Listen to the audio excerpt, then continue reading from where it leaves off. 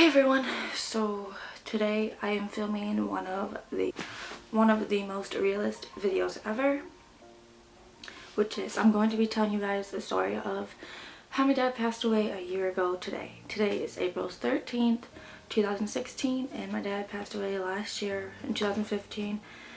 And I'm just going to tell you guys like my story of how I found out and how it all happened.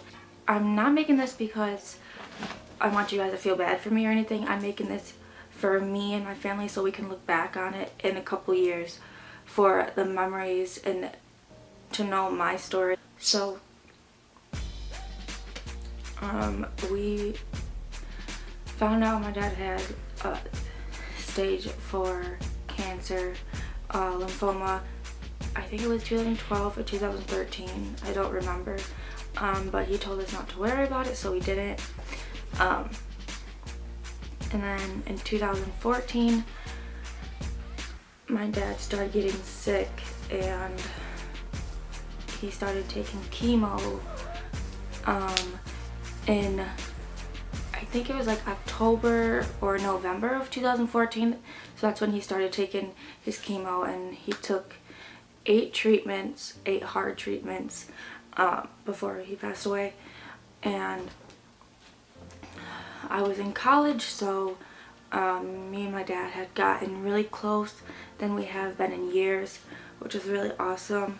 I would call him every day, like 6 times a day, to talk to him because he was like my counselor and everything.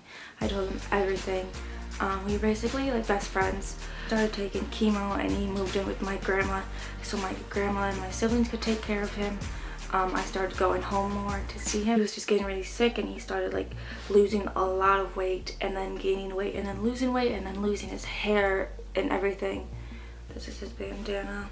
I haven't washed it since, but yeah, he started getting really sick, and we all saw it, but we didn't see it coming. Like, I don't know how we didn't see it coming. Like, he could not leave the bed alive. He was always freezing. We always had the fireplace on for him burning and everything. So we would stay up and watch like Netflix and hang out and everything, and it was really cool.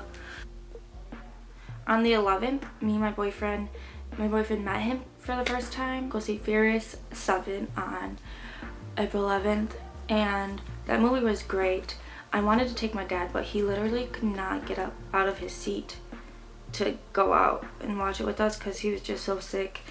And after watching that movie, the last song, which was See You Again by Charlie Puth and Wiz Khalifa, something told me that song would mean a lot to me very soon, and I just fell in love with it so fast. And I was like telling him about it and everything. It was really good. And then on the 12th, when, like I said, I fed him his last meal, well, his last dinner, that he couldn't even eat because he was just so sick and so cold, and he was like bundled up in his bed and everything. So I did that, and then I had to go back up to school because it was 2 hours to get to school. So I left like at like 6 or 7, I don't remember, sometime around dinner time. And so I gave him a hug in a kiss, and I said I would see you later. Hug, and he was really cold, like he was really tired and stuff. The next day, I had an exam it was our final exam in my teaching music to the elementary. That whole day I could not even focus at all because I knew something was wrong. And when I was at lunch eating right before going to my 5 o'clock exam, which was that education music class, I got a call from my dad's girlfriend saying that, Kourtney, we just admitted your dad to the hospital here at home. He's getting his vitals and stuff. She said something about, I don't remember, but they had to take him in for an emergency because his temperature was way too high. It was like 104 point something, and she was like, the doctor, they're over taking his vitals. They said everything is fine for him right now. If they have to, they might have to take him to U of M, which is the biggest hospital in Michigan that takes patients like this. I was like so worried about that, and I went to my exam. I could not even think or anything at like 5:30, and then my boyfriend's mom called him and he's like, you need to bring Kourttney to the hospital. Something's wrong with her dad. I don't know, you need to bring her now. Begged me to go to the hospital, but I was like, no, I need to take this exam or else I'm gonna fail the class. I need to take this exam. So I went and took the exam, and then at like 5:45 I got the call from my older sister, and she was like crying, and she was like, Kourttney, your dad passed away. Everything, you need to get down here. He's gone. And then she gave the phone to this male nurse, and he told me like they revived him like twice, but he said if they revive him again, he does not want them to do anything they can.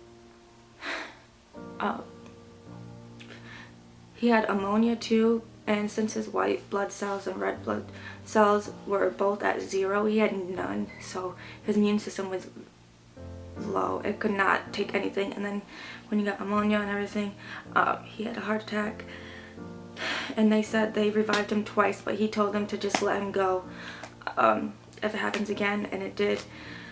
And so I usually takes like 2.5 to 3 hours to get there from where I go to school, and it took me about an hour and a half to get there because I was driving.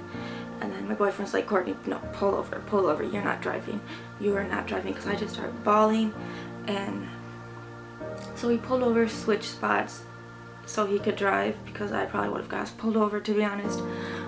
And then I got to the hospital, and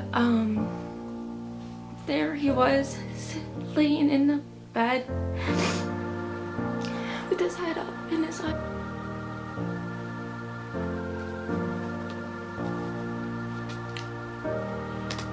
And yeah, the next couple days, funeral was on the 17th, I believe. I don't have the paper in front of me, but yeah, we did that.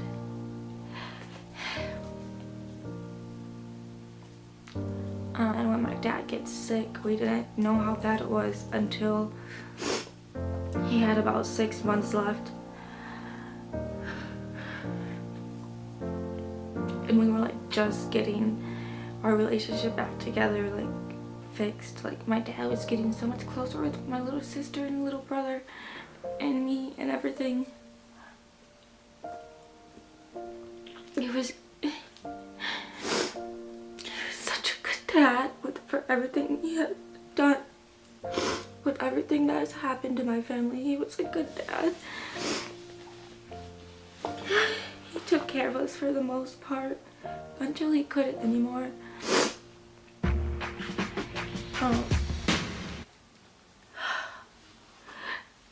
I've always been like I was his firstborn, so like, and his cancer ribbon is lime green, so that's why I have my ponytail and I'm wearing green today. And I bought in a bracelet with his birthstone because his birthday is in January. And then my grandma got me this family tree bracelet with lime green. It's so crazy to think that a year has passed already. It feels like it just happened like a couple weeks ago. Like the months go by so fast. And I feel really bad because I've put it off in the back of my mind so I don't feel so sad anymore. But I don't think I'll ever recover from this. We just have this bond that you can't even explain.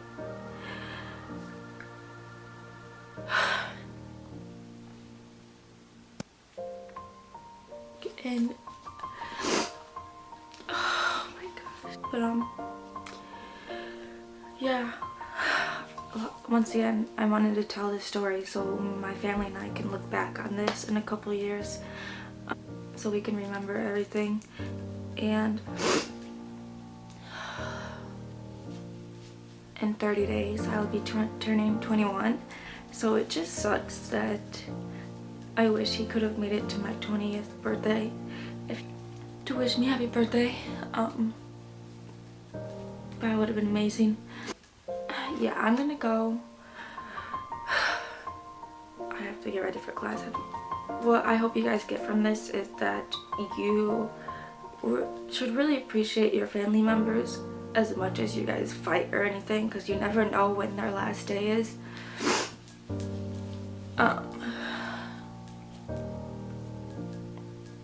And to think twice before bad mouthing your parents or anything, because you have kids who don't have parents at all and they have to be on their own completely and everything. So yeah, yeah, I'm gonna go, and I'll see you guys later.